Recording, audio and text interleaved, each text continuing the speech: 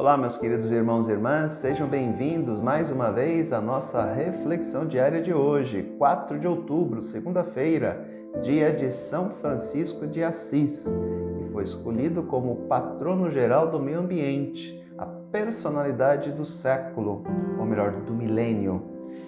São Francisco é considerado o grande padroeiro da ecologia. Eis o santo querido de todas as gentes, São Francisco de Assis. Abandonou a casa paterna cheia de conforto e tornou-se amigo e irmão da pobreza. Mostrou a face de uma igreja despojada e, ao mesmo tempo, imensamente presente no meio do povo.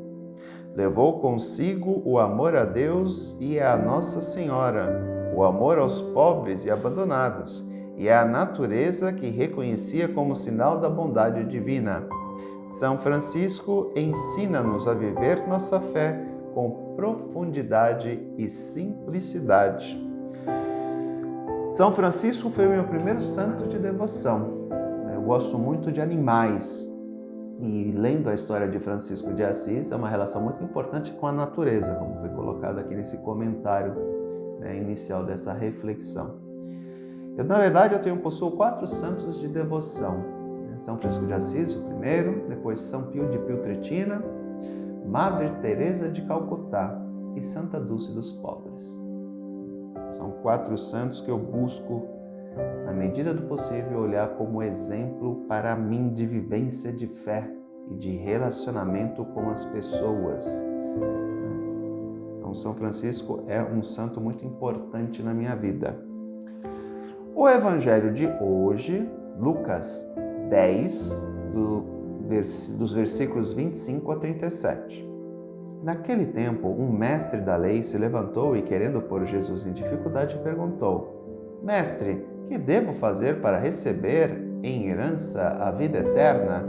Jesus lhe disse: O que está escrito na lei? Como lês? Ele respondeu: Amarás o Senhor teu Deus de todo o teu coração, com toda a tua alma, com toda a tua força e com toda a tua inteligência, e ao teu próximo como a ti mesmo. Jesus lhe disse: Tu respondeste corretamente. Faze isso e viverás. Ele, porém, querendo justificar-se, disse a Jesus: E quem é o meu próximo? Jesus respondeu: Certo homem descia de Jerusalém para Jericó e caiu nas mãos de assaltantes. Estes arrancaram-lhe tudo, espancaram-no e foram-se embora, deixando-o quase morto. Por acaso, um sacerdote estava descendo por aquele caminho. Quando viu o homem, seguiu adiante pelo outro lado. O mesmo aconteceu com um levita. Chegou ao lugar, viu o homem e seguiu adiante pelo outro lado. Mas um samaritano que estava viajando chegou perto dele, viu e sentiu compaixão. Aproximou-se dele e fez curativos, derramando óleo e vinho nas feridas. Depois colocou o homem em seu próprio animal e levou-o a uma pensão onde cuidou dele. No dia seguinte, pegou 2 moedas de prata e entregou-as ao dono da pensão, recomendando: Toma conta dele. Quando eu voltar, vou pagar o que tiveres gasto a mais. E Jesus perguntou: Na tua opinião, qual dos 3 foi o próximo do homem que caiu nas mãos dos assaltantes? Ele respondeu: Aquele que usou de misericórdia para com ele. Então Jesus lhe disse: Vai e faze a mesma coisa. Para entender esse texto, alguns aspectos que devem ser revelados, apresentados. Primeiro, a questão da lei. O discurso dele, qual é o mandamento da lei? Amarás o Senhor teu Deus de todo o teu coração, com toda a tua alma, com toda a tua força e com toda a tua inteligência ou entendimento, e ao teu próximo como a ti mesmo, era algo que deveria estar na boca de qualquer judeu. Tirando a parte e o teu próximo como a ti mesmo, até inteligência ou entendimento era algo que deveria estar na boca de qualquer judeu. É um complemento. O primeiro está no livro do Deuteronômio. O segundo está no livro do Levítico. Amarás o teu próximo Quem é o próximo? O judeu. Como a ti mesmo. O próximo do judeu é outro judeu. É irmão, é próximo. Outro aspecto que podemos destacar, a parábola que ficou conhecida como a do bom samaritano. Havia uma rixa muito grande entre judeus e samaritanos. Por quê? Os samaritanos eram os antigos descendentes dos israelitas. Lembremos que Davi unificou as 12 tribos de Israel, formando o Estado de Israel.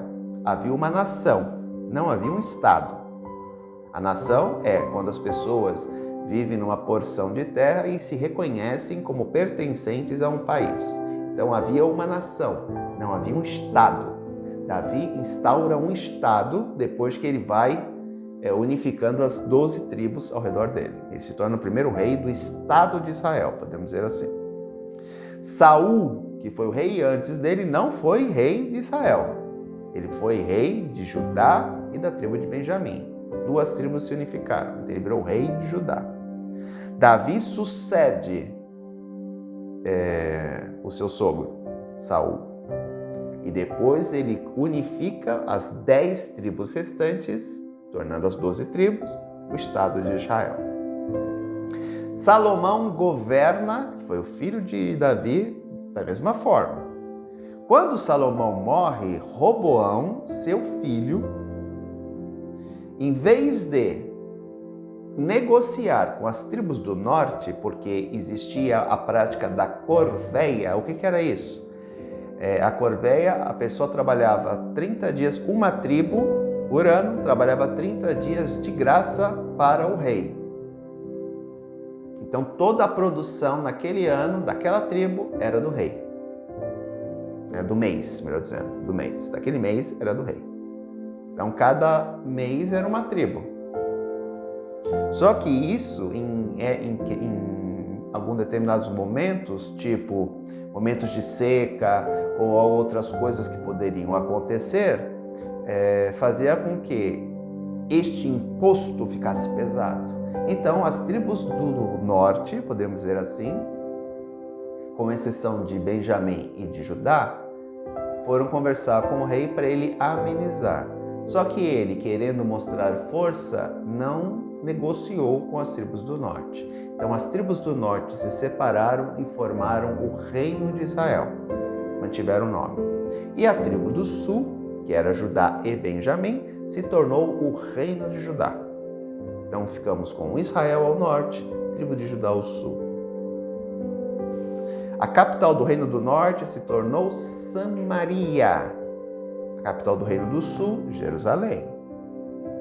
Em 722, os assírios, governados por um rei chamado Senaqueribe IV, invadiu a Samaria.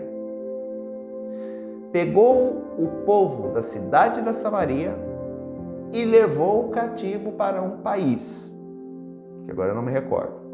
E o povo deste país trouxe cativo, ou seja, trocaram os povos. O povo da Samaria, o povo de Israel, foi habitar no reino A. E o povo do reino A veio habitar em Israel, na Samaria. O que aconteceu? Um processo de miscigenação.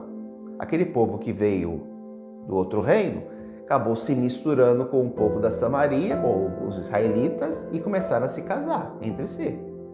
Ocorre o processo de miscigenação. Por exemplo, o Brasil é um dos países mais miscigenizados do mundo. Aqui nós temos todas as raças e culturas. Por quê? Muitos vieram para cá e casaram entre si. Então nós somos um povo miscigenizado.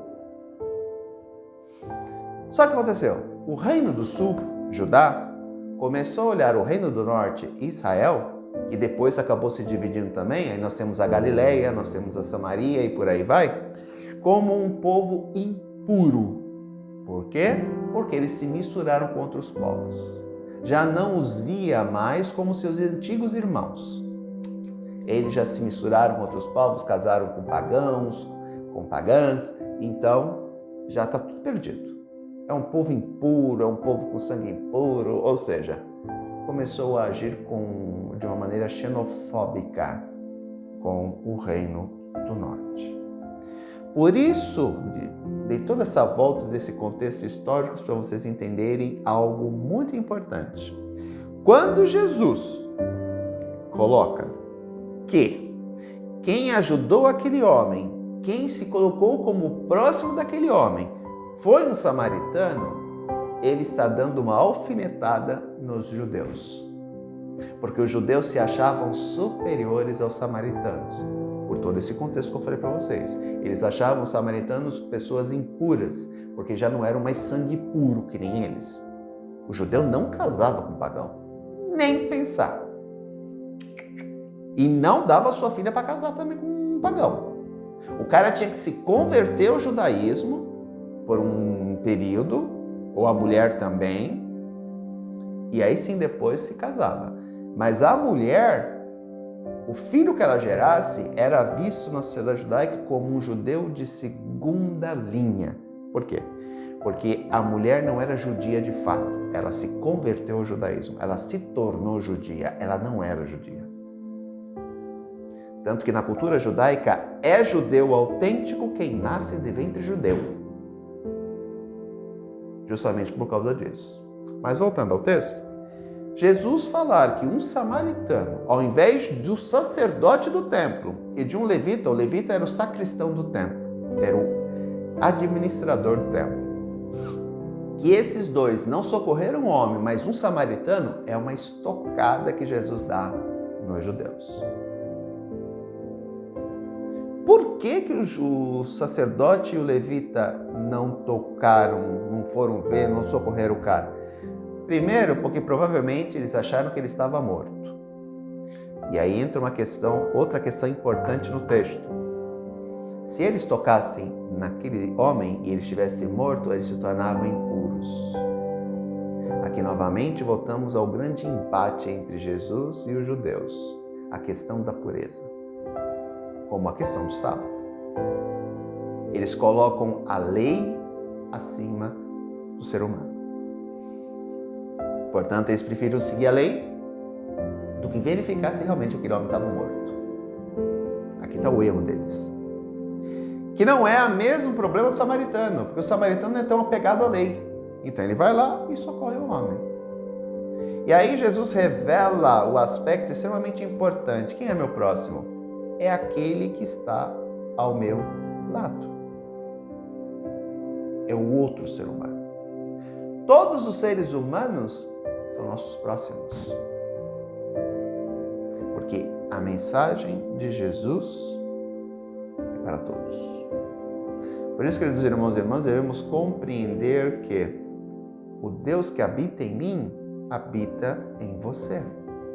E habita no outro, e no outro, e no outro, e no outro, e no outro. Todos nós somos filhos de Deus.